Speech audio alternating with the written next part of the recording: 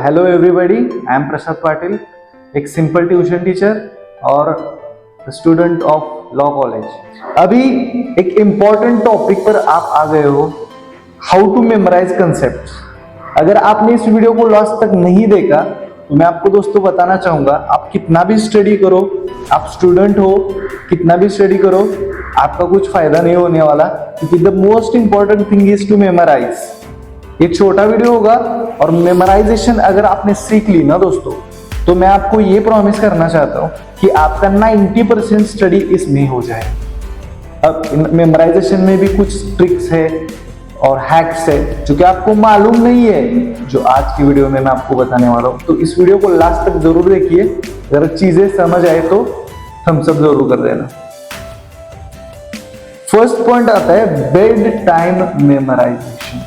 अब bed time memorisation में क्या होता है दोस्तों, सिंपली आप सोने से पहले बेड पर बैठिएगा और दिन में आपकी जो जो चीजें हो चुकी है उनको मेमोराइज करना है आपको। मॉर्निंग से लेकर के इवनिंग तक और इवनिंग से लेकर के आप सोने के टाइम तक आपका जो जो भी आपकी चीजें हुई है वो आपको मेमोराइज करनी है। हो सकता है कि कोई कोई चीजें आपको मेमोराइज ना हो, पर जो बड़ी बड़ी चीजें होती, मतलब मैं स्कूल में गया और मेरा दोस्त मिला, या फिर झगड़ा हुआ था, या फिर हमारे टीचर्स ने हमें अच्छे मार्क्स दिए, हमें अप्रिशिएट किया।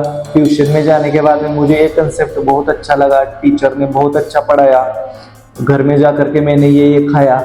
ओके, आपका जो फेवरेट फूड हो सकता है वो, ये 4-5 चीजें आपको ब्रॉडली लेवल पर समझ में आ जाएगी। अब आपको डीप विद इन जाना है और क्या क्या हुआ स्कूल में। ओके, अच्छे मार्क्स मिले तो उसके पहले मैंने क्या किया था, मुझे मैडम ने अप्रिशिएट क्यों किया। अब घर में जाने आपको फेवरेट फूड मिला था, तो फेवरेट फूड मम्मी ने कैसे बनाया आई ने वो, तो फादर ने उनको कैसे हेल्प की थी, या फिर फादर कहाँ पर थे, तो वो खाना खाने के पहले आप कहाँ पर थे।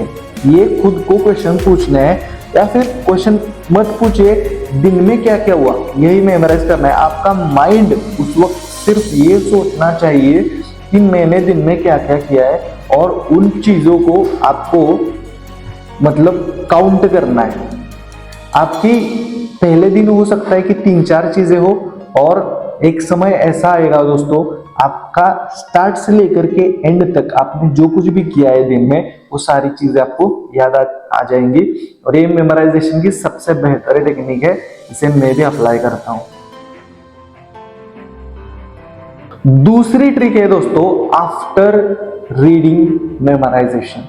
मतलब फॉर एग्जांपल आपके स्कूल के टीचर ने आपको 10 क्वेश्चंस दिए हैं, उनके आंसर्स दिए हैं जो कि एग्जाम में डिट्टो पढ़ने वाले, सेम टू सेम पढ़ने वाले। तो अभी आपको टेंशन आया है, आप नर्वस हो, क्योंकि 2 दिन में ही एग्जाम है और 2 दिन में ये 10 आंसर्स में कैसे लर्न करूंगा, ये 10 आंसर भी बहुत बड़े बड़े, how I can manage all this thing. तो आपको क्या करना है, सिंपली जो 10 आंसर्स है उसको एक ही बार में पढ़ना है। ओके, कई बच्चे क्या करते हैं 1, 2, 3 ऐसे नहीं, एक बार में ही आपको उन चीजों को पढ़ना है, और पढ़ने के बाद आपको उस बुक को बंद करना है और मेमोराइज करना है कि आपको कौन कौन से आंसर्स याद आ रहे हैं। ऐसा हो सकता है कि 5th का आंसर 6 से आप ज्वाइन कर दो, 5th 6 का आंसर आप 10 से ज्वाइन कर दो, ऐसा हो सकता है। पहले समय ऐसा होगा, पर दोस्तों इससे होगा क्या कि आपको समझ आएगा कि 5, 6 और 10 ये आंसर मुझे आ रहे हैं, बाकी के आंसर मुझे डिफिकल्ट जा रहे हैं। तो आपको क्या करना है, 5, 6, 10 को ओमिट करना है, और 1 से लेकर 4 तक और 7, 8, 9 इन पर ही ज्यादा फोकस करना है। क्यों? क्योंकि 5th, 6 और 10 आपके लिए इजी है। आई होप आपको ये चीजें समझ आ गई होंगी।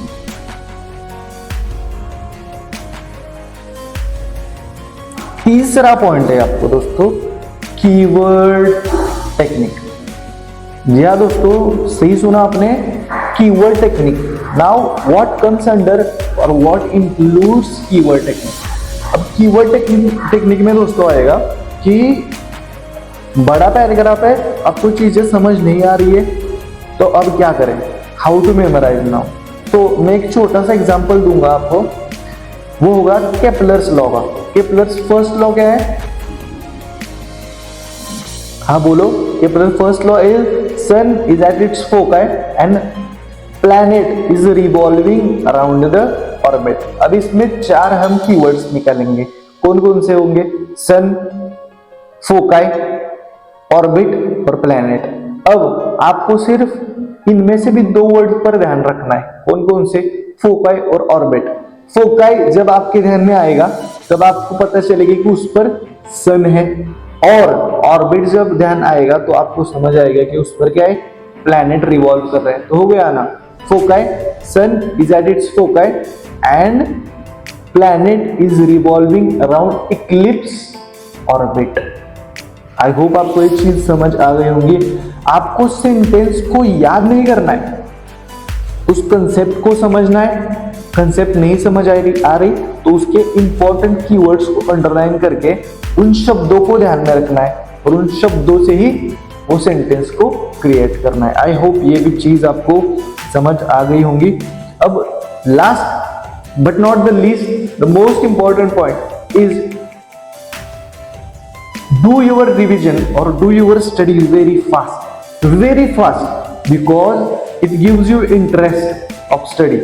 ओके दोस्तों, क्योंकि अगर आपने फास्ट स्टडी किया तो वो आपको इंटरेस्ट देगा, आप बोर नहीं होंगे। आप खुद ही सोचो, आप जब स्टडी करते हो और बहुत धीमे धीमे चीजें होती है तब आपको खुद को भी नींद या फिर लेजीनेस फील होगा। और अगर क्लास में एनर्जी हो, हर एक चीज पेस में हो रही हो, फास्ट हो रही हो, तो आपको भी इंटरेस्ट आता है, आप भी टीचर को देख करके स्माइल देते हो और इंटरेस्ट से वो कंसेप्ट समझ लेते हो।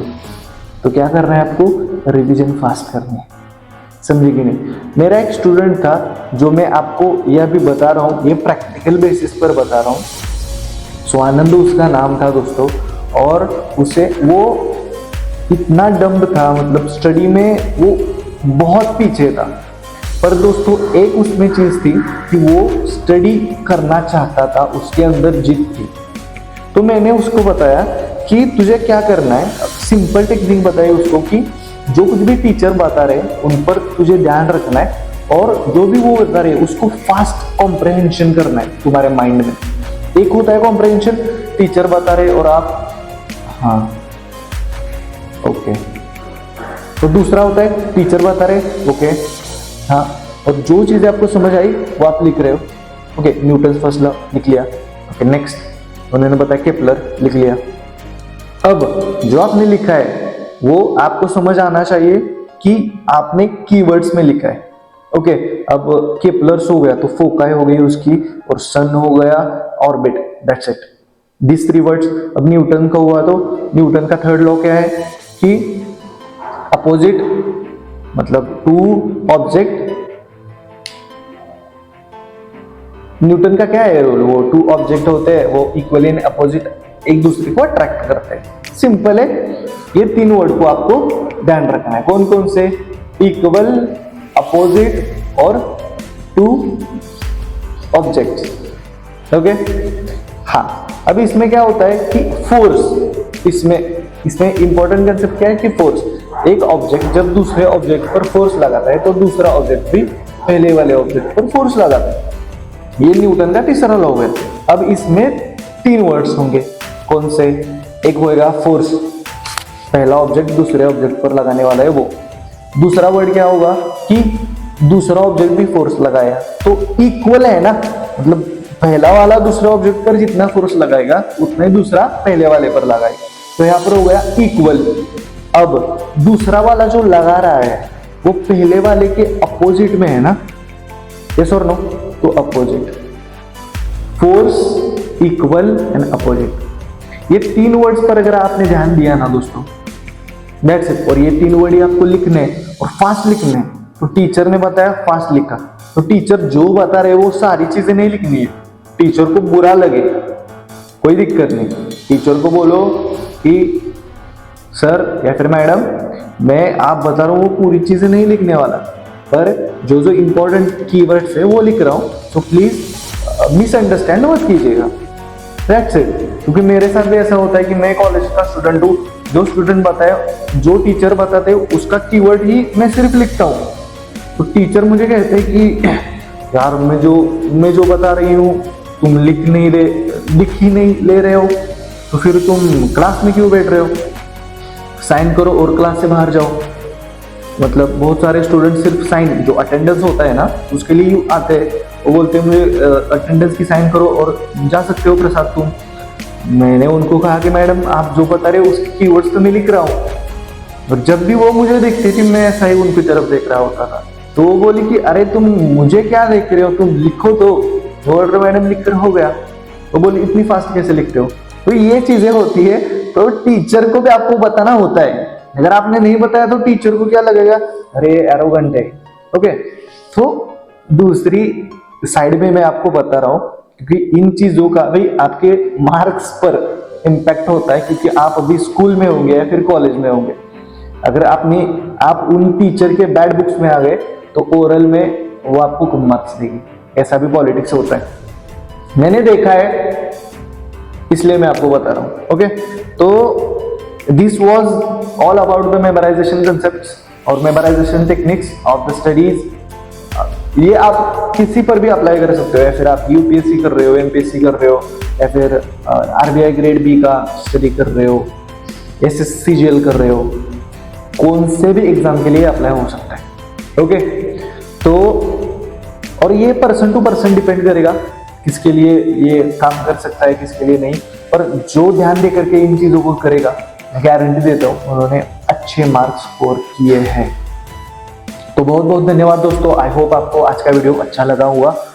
तो अच्छा लगा, ये पूरी चीजें समझिए, थम्स अप कीजिए, वीडियो को लाइक कीजिए, इतना ही चाहिए। चैनल हमारा छोटा है पर आपके प्यार से बड़ा हो जाएगा। बहुत बहुत धन्यवाद।